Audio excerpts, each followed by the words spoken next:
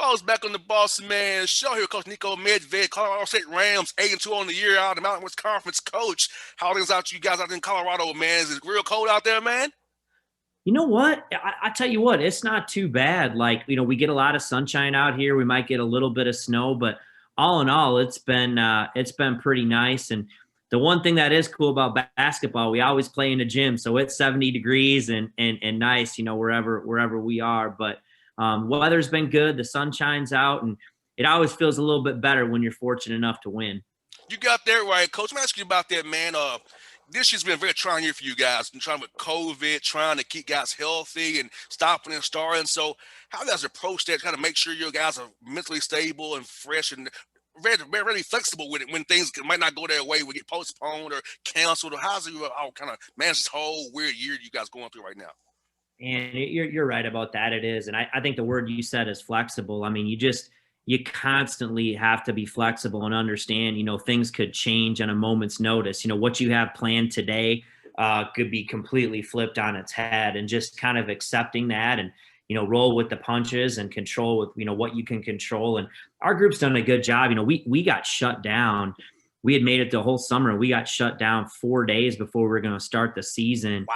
We were paused for 3 weeks, and that really hurt us. That was a tough thing mentally, and physically. And then we've been fortunate enough now coming back to kind of get on a roll. And once we kind of got our feet underneath us a little bit, we've played pretty well. But when you see it all over the country, it's such a different year. It's so trying, but I'll tell you this, I'm so blessed that we get a chance to play. And Oh, yes. being in those locker rooms after the game, and when you win a big game and seeing the joy on the players' faces and the people, it's just that it makes you realize, hey, this is why we do what we do. And so I'm so glad that our guys are having an opportunity to experience that when so many people right now in the world are not. And Coach, I'm talking about this to my listeners that the wins and losses this year count more because so much is going in to get those wins. All the testing, all the protocols, having to be responsible at all times, watching everything you do because one slight slip up can be 14 days for a program. It could It, yeah, spread it isn't like that the kill it truth? all thing. Yeah, I mean, you can get complacent, and you said one bad decision. It's kind of a microcosm of life. It's so hard to make the right decisions Oh over and yes. over, and you don't always get praised, but one bad decision, can affect everything. And so I think, yeah, those things are just magnified like crazy. But like I said, it's just there's so much that goes into it. This has been difficult for everybody. Everybody's been affected by this in some form or fashion, at home, at work, in their personal lives. And but again, just I'm so thankful that our guys are having an experience to feel what it's like to be together, to play, to win. And even though there's no fans and all that, still that the joy of doing that together is so cool, and it's making it a memorable year. We may not always feel that way, but I tell our guys, one day you're going to tell stories to your kids Oh about this yeah. year and this season. And Coach, what I noticed about your team is that how together they are. I see you guys. I watch the video of your team playing. Man, they're so together. They're so in tune to you and your staff. And even when a turnover happens, something bad happens, they just bounce back. And I'm like, wow. That's great to see that these young men are embracing this weird year, and I think they're even closer than they would be normally because of all things you have to go through together. You're just a family now, the Ram family. It's about we all as one. That we mentality, trying to overcome all this together and be one and get this season off and get everybody the money they need for the tournament in March here. I think that's a great point. I'm really lucky. I've got a really good group of young men, and they're really close. They all really like each other. They love being around each other, and this has made it so much better. And you're right, we're a together group, and you're right. I think maybe in a way, going through this together makes them even closer, makes them even appreciate each other more, maybe even makes them appreciate getting to do what they love to do every Oh day yes. even more, knowing how quickly that can be taken away from them. And so I think that's a good, but we are a together group. We're a competitive group. We've been through a lot, and that just starts with having the right people. And I've got a great staff that way too. And we really enjoy being around each other. And that has showed up on the court in us being able to win a lot of these close games. And coach, how was that ramp up? Come off the pause, right, and trying to get guys back in shape. So how was that? Because you don't want to get guys going back full bore again and cause a knee, ankle, shoulder, growing legs all year long, and it never goes away. So how you trying to manage that? Keep your guys from getting hurt, from coming back from being inactive for 14 so days there. Man, that's a great question. I don't know that there's any right or wrong answer. I think, with our situation and probably a lot like others here, there's a difference between somebody who's recovering from COVID and somebody who was just, out because of contact tracing. And so when you're recovering from COVID-19, there's obviously medical protocols you've got to go through to work yourself back. And so I think, challenge of those things of trying to piece it all together and trying to get back in shape and realizing that you're not, no matter what you do, you're not going to be back in, game shape until you start playing games again, and so managing their minutes, trying to get them in shape, but at the same time, not trying to push them over the top where they end up getting hurt, like you said. And so we did the best we could. And like I said, those first 3 games for us out of the gate, we were a little rusty. And then I think as we finally got through those 3 games and then into the 4th game, and now that we've gotten into a little bit of a rhythm, knock on wood, been able to keep going. Now I think we're through that, but it's not easy. I don't know that there's a right or wrong answer. And I suppose every team's probably a little bit different. And coach, I've noticed this watching games is also a lot more basic sets, defense, offensively, not so much complex stuff. Kind of this simple stuff, switching 1 through 4, going simple zones, not too much complexity to it. So you notice that as the games go more and more, that more teams are starting to add more stuff to kind of prepare for it. Now, early in the year, kind of play hard and defend, rebound, effort. But now it's more so adding in their stuff now, adding more stuff to kind of work off what they showed on film last game. So, as you kind of prepare for teams now going forward? Yeah, I think there's no question. I mean, people are always evolving, getting better, changing. I think you got to look back to even in the off season, people didn't have as much of an off season as they normally have, time together. And even when they did get back together, there were so many different restrictions or protocols. And then, like for us, we're in the meat of our conference season and we've only played 10 games. Typically you would have played, 16 already by now. And so I think that every team's still growing and evolving here. It just feels different. And I think that's what you're seeing as teams keep going on and they keep playing, they're starting to figure out who they are, what they need to do to be successful. And if that's, maybe tweaking some schemes on both ends of the floor. Obviously the film gets out, people start scouting you and doing different things. And so that's kind of when some of the chess match starts to happen. But that's what makes it fun. And in our league, we're playing these back-to-back games. We play Thursday, Saturday, Wednesday, playing the same team. I think that's kind of cool. We don't get to do that. Only the NBA gets to do that. And that kind of adds a whole nother dimension that I think is actually kind of fun. Oh yeah, especially on that second game, knowing the chess match of changing up with the call here or there and a tweak to a play here or there. I think that's really cool. And your guys get actually a break. Some conferences are really like back to back, Friday, Saturday, Sunday. And I feel bad for those kids on that second night when they have that attrition of trying to win that second game and they run out of gas. Because even the Hawks in Atlanta, like they played the Nets and won that night. The next night, up by 15 to the Cavaliers, hit the wall and lost. So it's kind of fun, that dynamic of the attrition as well. Yeah, absolutely. I mean, just all that stuff. And we don't get to do that in college. So for us, it's so different playing that same team like that. And what kind of adjustments do you make? You don't want to outthink yourself too, and you still got to do what you do well. But, now having done that, a few times now in our league, I'm learning and hopefully, it makes you a better coach. I think the players enjoy a little bit of it. I know we'll go back to doing it the way we used to do it next year, but it's just kind of been a unique dynamic that I don't know. I kind of like it.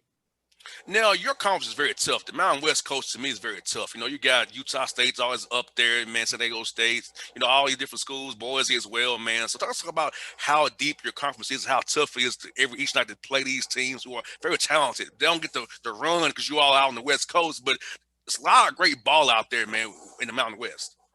Yeah, I mean, I think today I looked. I mean, we have 4 teams in the top 50 in the net, right now. So, I mean, we have 4, teams and a lot of other talented teams. And it's a really good year in the league. And it looks to me like to see how it shakes down here in the next month, but another year of being a multiple bid, NCAA tournament league. And there's really good players, really good coaches. I think our new television deal has been awesome that we've started this year. I think that fans all over the country now are seeing, we have an FS1 deal. We've been on FS1 a couple of times. We were on the main CBS against San Diego State a couple of weeks ago. I think the game on Saturday between Utah State and San Diego State's on the main CBS. So I think us getting out there more on those networks is allowing, more fans around the country to see the quality of basketball and get some exposure for the league. And the league is having a good year, and I think it's really on an upward swing. I think the league is going to continue to get better and better, and that's awesome.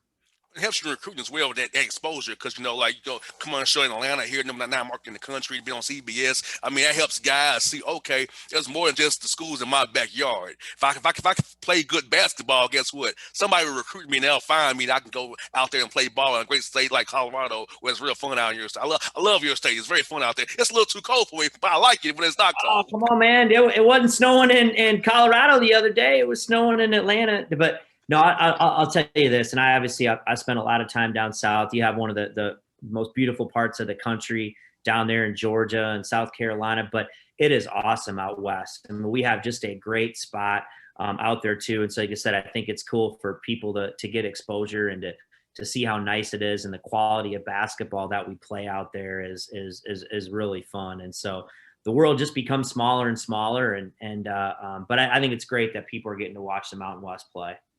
How was recruiting via Zoom? I know you guys to see guys in person. So how was that recruiting via Zoom this time around? Kind of sign your classes going forward via the Zoom, showing this campus, doing it that way.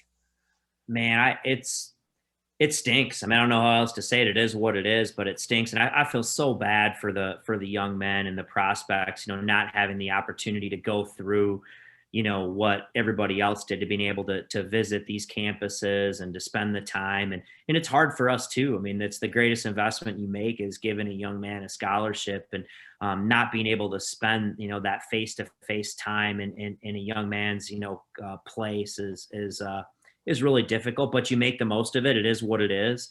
And I think we'll continue to use Zoom. I think we're also figuring out, hey, there's a lot of things that we've been able to do, doing this that we weren't doing before. And like, well, why weren't we should have been doing more Zoom calls with recruits and their parents. Now, you can't do that in place of the in-person. You still have to do the in-person too. But I do think that there's some of this stuff that has been good. But man, I can't wait to go back and to be able to do home visits again, and to go down and get in these young men's environment and get to see what makes them tick, and get to meet the people around them, and them getting to meet us and spend more time with us. I think that's really, really good for everybody.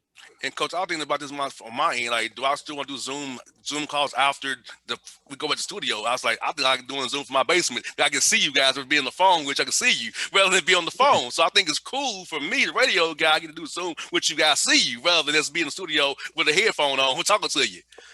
That's what I'm saying. I mean, I think that there's something, there's always good things that come out of tough situations, and we learn to adapt, and we'll look at it and we'll say, you know what?